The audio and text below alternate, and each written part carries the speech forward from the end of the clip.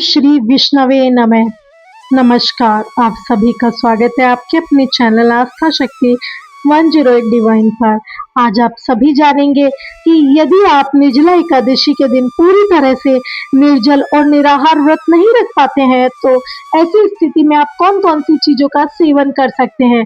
केवल निर्जला एकादशी ही नहीं बल्कि वर्ष भर में आने वाली सभी एकादशियों में क्या खाना चाहिए और क्या नहीं खाना चाहिए, किन किन नियमों का पालन करना चाहिए और किन बातों से बचना चाहिए, इन सभी बातों की संपूर्ण जानकारी आज के इस वीडियो में आप सभी को मिलने वाली है। वीडियो को शुरू करने से पहले यदि आप हमारे चैनल पर पहली बार आए हैं तो सबसे पहले आप सभी से विनम्र निवेदन है कि चैनल को अभी सब्सक्राइब कर ले और बेल आइकन अवश्य दबाएं।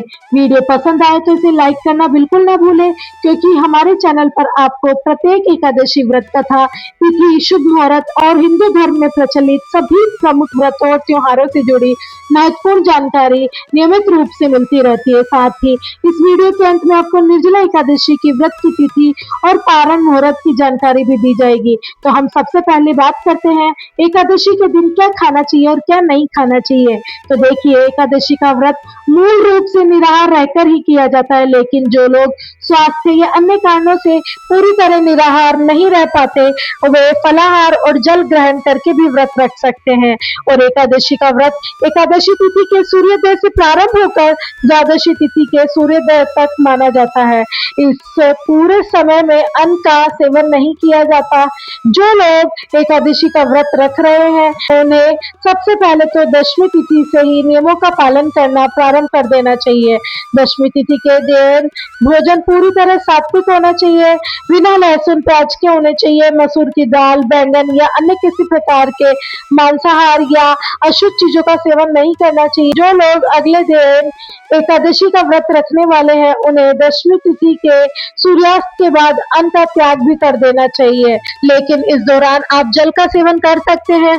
एकादशी का व्रत जिस दिन रखा जाता है उस दिन ब्रह्म मुहूर्त से लेकर अगले दिन के सूर्योदय तक आपको जल का त्याग करना चाहिए। अक्सर लोग दशमी तिथि के नियमों को बहुत हल्के में ले लेते हैं और वर्जित वस्तुओं का सेवन भी करने लगते हैं। ऐसे में एकादशी व्रत पूर्ण फलदायी नहीं माना जाता। निर्जला एकादशी के व्रत में अन्न के साथ साथ जल का भी त्याग करना चाहिए। जिनकी सामर्थ्य बिना जल के रहने की ना हो वे इस व्रत को अन्य एकादशियों की तरह से रख सकते हैं। और क्योंकि एकादशी के व्रतों में निर्जला एकादशी ही सबसे कठिन मानी जाती है और इस एकादशी को रखने से साल की सभी 24 एकादशियों का पुण्य भी प्राप्त होता है, इसलिए एकादशी का व्रत सबसे कठिन है। अगर आप एकादशी का व्रत नहीं रख पाते तब भी इस दिन आपको चावल और चावल से बनी वस्तुओं का सेवन भूल से भी नहीं करना चाहिए। बहुत से लोग एकादशी के दिन व्रत को नहीं रखते हैं, लेकिन भगवान श्री हरि विष्णु जी की पूजा, कथा श्रवण और कुछ अनिवार्य नियमों का पालन अवश्य करते हैं।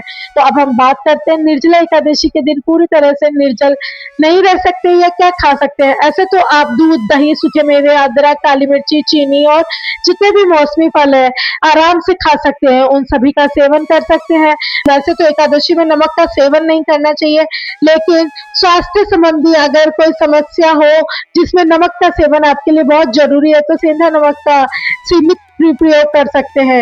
एक बात का विशेष आपको ध्यान रखना है कि व्रत में किसी भी प्रकार चावल का प्रयोग नहीं लिया जाता। जैसे एकादशी में समय के चावल सहित किसी भी प्रकार के चावल या चावल से बनी वस्तुओं का सेवन भूलकर नहीं करना चाहिए। शास्त्रों ने इसे पूरी तरह से वर्जित बताया है और एकादशी व्रत रखने वाले भक्तों को दूसरों के घर पर फल, जूस या अन्य खाद्य सामग्री भी ग्रहण नहीं करनी चाहिए। फलों का रस या फलाहार आप अपने ही घर में तैयार करके ग्रहण करें। इसी तरह किसी भी अन्य प्रकार से लाया हुआ नैवेद्य या प्रसाद भी व्रती को उस दिन धारण नहीं करना चाहिए। अब आप भी यह जान लीजिए कि इन वस्तुओं का सेवन आपको कब करना है।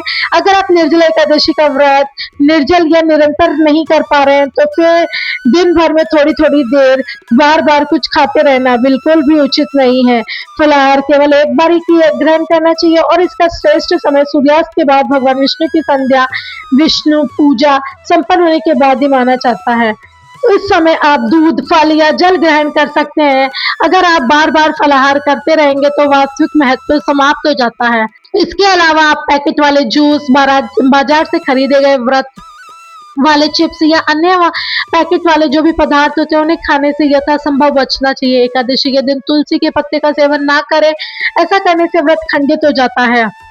लेकिन पारण करते समय तुलसी मिश्रित जल या तुलसी के पत्ते को ग्रहण करना चाहिए, यह अनिवार्य होता है। आप एकादशी के व्रत में जब भी फलाहार करते हैं या किसी भी चीज का सेवन करते हैं तो प्रत्येक सामग्री का भोग सबसे पहले भगवान को समर्पित करें, फिर प्रसाद के रूप में स्वयं को ग्रहण करना चाहिए। निर्जला एकादशी में पानी कब पीना चाहिए, कब नहीं पीना चाहिए और कब तक पीने से व्रत खंडित हो जाता है, आइए अब हम यह भी जानते हैं। अगर आपने निर्जला एकादशी का व्रत पूरे 24 घंटे तक निर्जल रहने का व्रत संकल्प कर रखा है तो इसी बीच में अगर आप पानी पी लेते हैं तो आपका व्रत खंडित हो सकता है। निर्जला एकादशी के व्रत में रखते समय आप सुबह और शाम की पूजा में आचमन करते समय मुख शुद्धि के लिए केवल जल की कुछ बूंदों का सेवन कर सकते हैं। इसके अलावा यदि बहुत अधिक प्यास लगे तो आप बिना जल के बाहर ना जाए, आप एक प्लेट में चौड़ा बर्तन में पानी भर कर रखें। जिस तरह से पशु पानी पीते हैं उसी तरह से इस विधि से थोड़ी थोड़ी मात्रा में जल का सेवन कर सकते हैं। तो दोस्तों यह थी एकादशी के बारे में संपूर्ण जानकारी। आपको कैसी लगी कमेंट में बताएं। अच्छी लगी तो चैनल को सब्सक्राइब करें, शेयर करें और लाइक करें।